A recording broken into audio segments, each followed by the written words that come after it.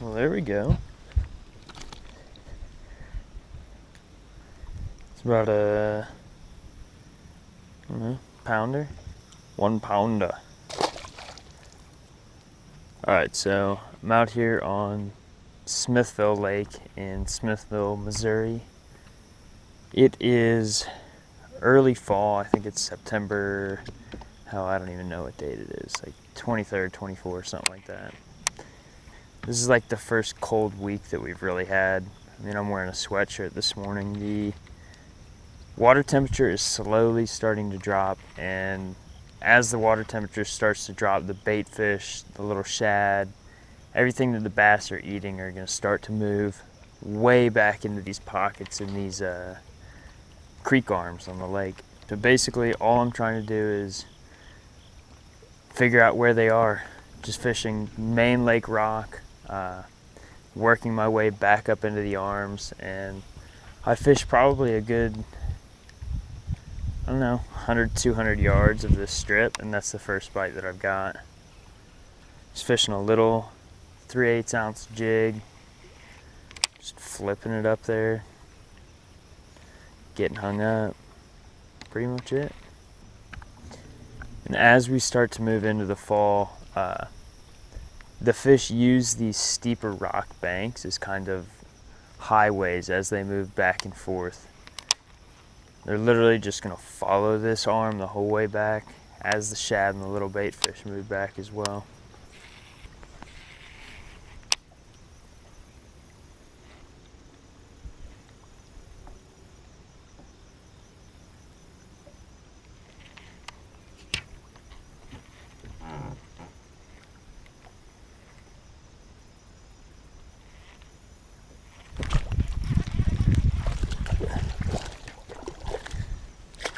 Here's another one within, I don't know,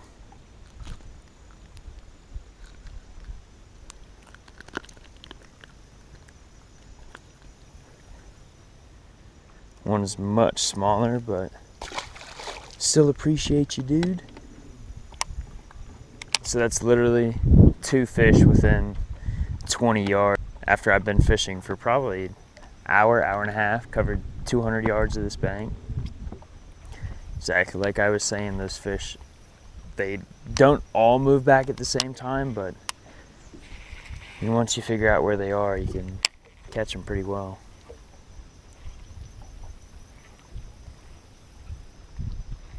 This lake is also filled with old trees.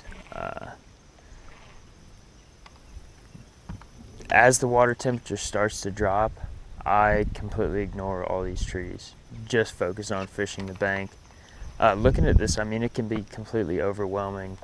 Middle of summer, these fish will pull out, suspend in these trees, but this time of year, they're really pushing up shallow as the water temperature starts to drop. So pretty much just not even gonna waste my time fishing that stuff. So literally all I'm doing is just going down this bank, taking this little jig, flipping it out to any piece of rock, little isolated piece of brush, and just dragging it back. This is a 3/8 ounce power finesse jig made by Z-Man. I think it's like a cross-eye jig or something like that.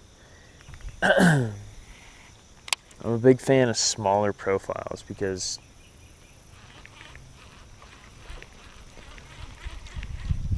it catches smaller fish, I guess. Come on, dude, you're interrupting.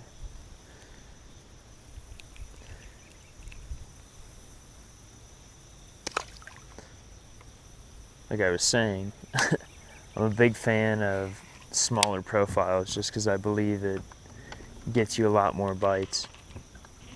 With this jig, if you it's got a rounded head on it, so it comes through the brush and cover real easily. As long as you just keep your rod tip up and bounce it a little bit, pops right through it. Well, I know this wasn't the longest video, but I think that's gonna be what I focus on with my videos from now on. Just making them short, sweet, and to the point, cutting out all the other bullshit. I was only out here for maybe 2 hours today. Literally fished this one creek arm. Again, like I said, in the fall, the baitfish and shad move to the way back of these creek arms and the bass follow them. Here in the next couple weeks, they all will be back here, but it's just now starting to cool down. Those water temperatures are just starting to drop. Bass pull out from their summer homes in these trees where they suspend. They start to move up shallow. Literally, you just have to figure out where they are and move it back into the pockets. Fished probably 400 or 500 yards of this bank. Caught those 2 fish within the same 20 yards. They'll slowly start to work their way back. All you're doing is trying to figure out where they are. Yeah, again, thank you guys. I done seen a lot of shit I never told. Been through a lot of shit you probably never know. Bitches slime niggas hate so they gon' do the most. Be like this till I die, I never sell my soul. Really knows the truth, feel like nobody knows. That ride I had to take it, probably never go. Situated, now I'm on the road.